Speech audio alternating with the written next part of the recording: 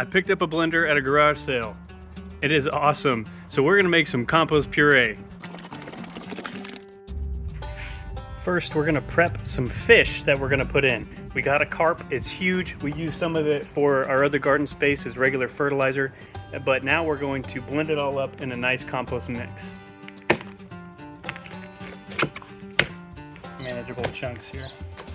First, we'll put a chunk of fish or two in there and just test it out with just the fish. This blender makes really quick work of these fish, so we just do them in small chunks.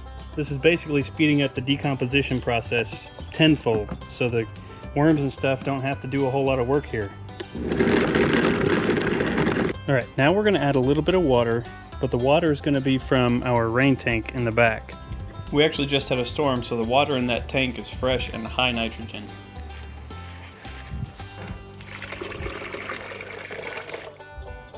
All right, back to prepping the compost fertilizer here.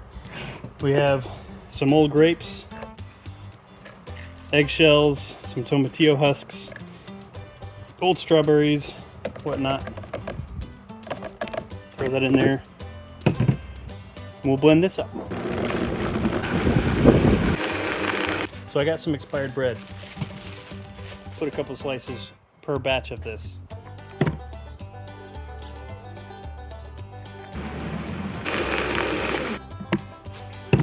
And now to keep all things even, we're gonna add some leaf matter to this. I got a ton of leaves everywhere in the yard, but for this, we're gonna go for some that's been composting here. That's nice and rich. We're gonna use this stuff, and this is hardwood leaf from our oak trees. And I think that's about it. Might need to add a little more water. Actually, you know what we're gonna add? I just boiled some vegetables. We're gonna go get that water now that it's cold, and we're gonna put that in here.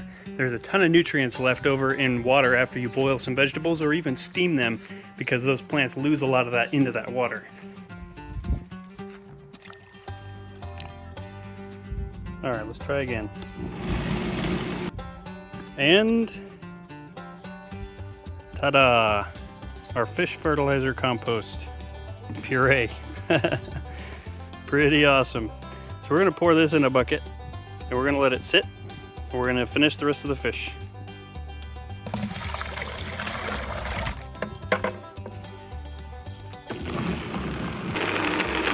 In this one, we're gonna use some cuttings from when I pruned the tomato plants.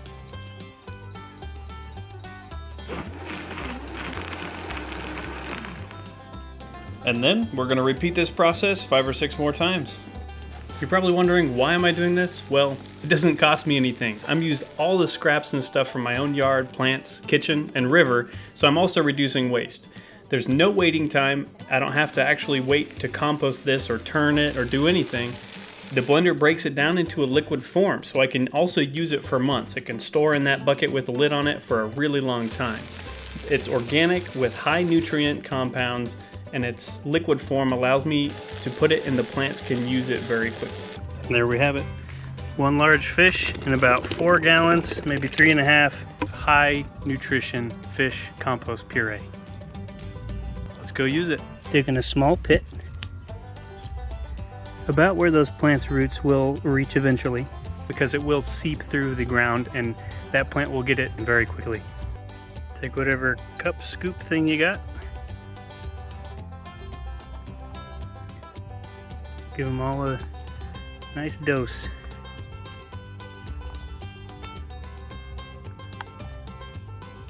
That's probably plenty for now.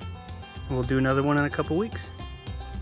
We'll recreate the berm that was around each of these plants for the water to catch. Now the scent should dissipate into the soil very quickly, and you shouldn't have anything digging this up. Frankly, I can't even smell that hardly.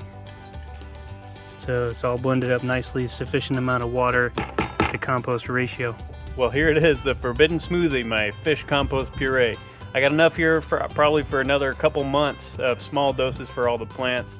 It's gonna be great. You can mix in a little more water if you want it a little looser, or just use it even when it gets nice and solid chunks. You can break it off and put it in the soil. There we go.